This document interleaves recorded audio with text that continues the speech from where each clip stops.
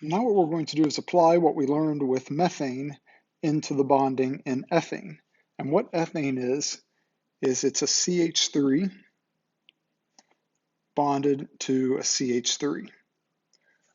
The reason I inverted these three hydrogen on the left side of the carbon is so we could show the carbon-carbon bond. Now with this, what we're going to do is take our model picture of methane, which was CH4, and basically duplicate it so that we have two carbons, and then we'll bring the hybrid orbitals together to form the bond. So here's basically what we're working with. We have two sp3 hybridized carbons. Remember, this is a carbon. These are the four sp3 hybrid orbitals around it, and then we have 6 hydrogens.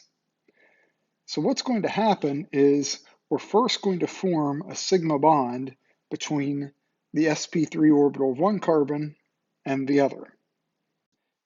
So here's basically what happens. Here's my two sp3 orbitals, and we first need to form the bond between the two carbons. So these two come in close contact to where the two orbitals overlap, and now this forms a bond. So the two electrons there will join to form the carbon-carbon sigma bond.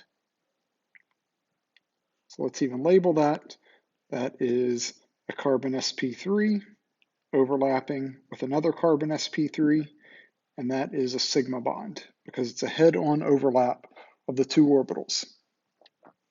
From there, now we just have our 6 hydrogen that we need to put on each carbon, and we have electrons on each of these other sp3 orbitals.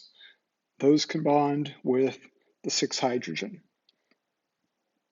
So there's 1, 2, 3, 4, 5, and 6. If you want to write the hydrogen in, you can. Don't forget these are the carbons.